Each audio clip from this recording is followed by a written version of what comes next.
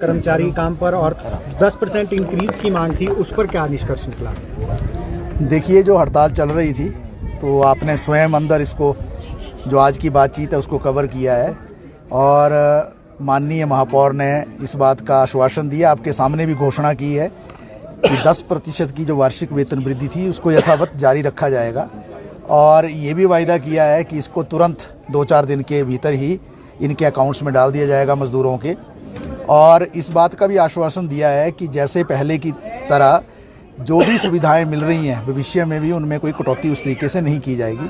हम पुनः एक बार कहना चाह रहे हैं कि सहब सोसाइटी के अंतर्गत जो हमारे door to door garbage collector हैं या सुपरवाइज़र्स हैं या असिस्टेंट सुपरवाइज़र्स हैं या ड्राइवर्स हैं या ऑफिस का स्टाफ है या हमारे आउटसोर्स के जो कर्मचारी हैं या हमारा रोड स्वीपिंग स्टाफ है, हमारे जितने भी इस दायरे में काम करते हैं सहब और आउटसोर्स में, ये सारे कर्मचारी जो है सबसे अच्छी सेवाएं देते हैं शिमला में और इनके हितों पर कभी भी सहब सोसाइटी वर्कर्स यूनियन संबंधित सीटू कुठाराघात सहन नहीं करेगी।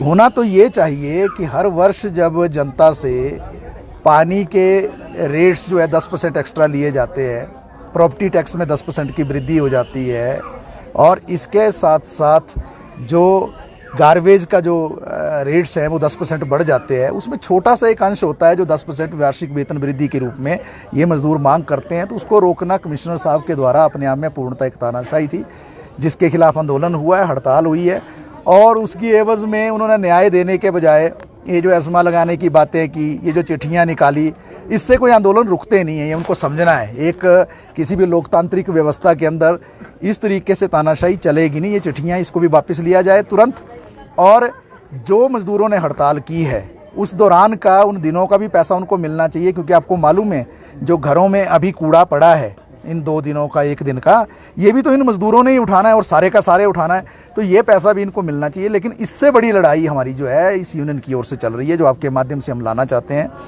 वो ये है कि हम ये मांग कर रहे हैं कि जितने भी सहब और आउटसोर्स कर्मचारी हैं इनको रेगुलर किया जाए, क्योंकि 1970 का जो ठेका मजदूर अधिनियम है वो इस बात का जिक्र करता है कि जहाँ काम 3 या 6 महीने से ज़्यादा चलता है और यहाँ तो पिछले 15 साल से चल रहा है, ये कच्चे किस्म का काम नहीं है, ये ठेके का काम नहीं है, ये नियमित काम है। इसलिए नियमित काम पे नियमित ही मजदूर ही लगेगा, इसलिए रेगुलर होने चाहिए, पहली बात।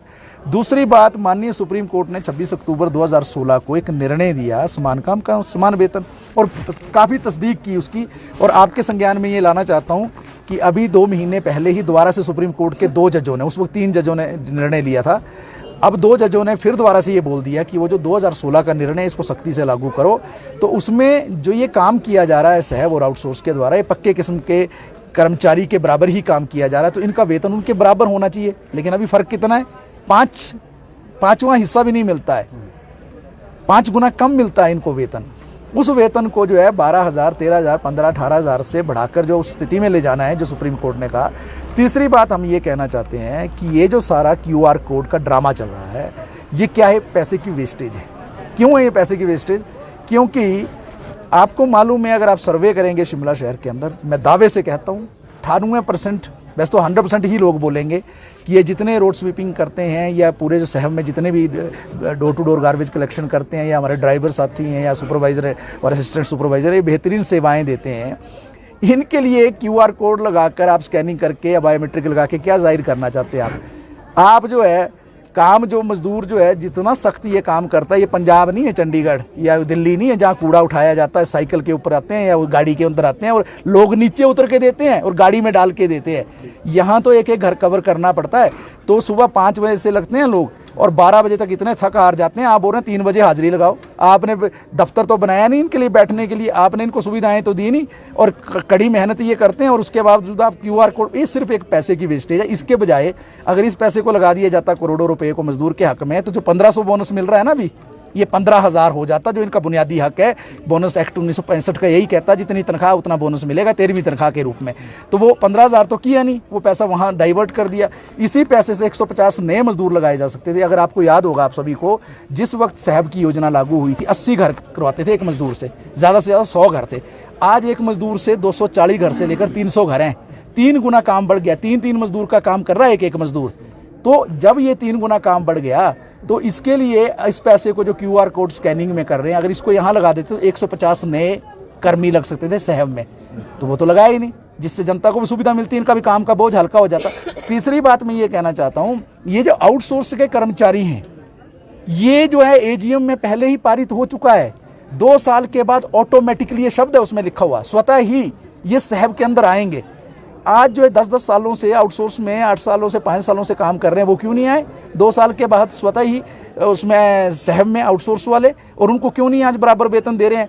आप रेगुलर कर्मचारी छोड़ो, इनको तो साहब के बराबर भी नहीं दे रहे हैं ना तनख्वाह। और इस तरीके से जो बहुत सारी मांगे हैं, 32 सूत्रीय मांग पत्र पिछले 2 साल से वार्तालाप चल रही है, समझौता वार्ता, लेकिन एक बार भी कमिश्नर साहब नहीं आए। लेबर ऑफिसर ने अनेकों चिट्ठियां जारी की हैं, ज्वाइंट कमिश्नर कभी नहीं आए लेबर ऑफिस में, CHO 2 बार आए, आधी मीटिंग छोड़ के चले गए, मीटिंग का बहाना बनाकर, और आज तक जो है कभी न्याय देने की कोशिश नहीं की। लास्ट में लेबर ऑफिसर को जो है यहाँ आना पड़ा नगर निगम के कार्यालय में कि चलो मैं ही चलता हूँ इनके पास अगर समय नहीं है।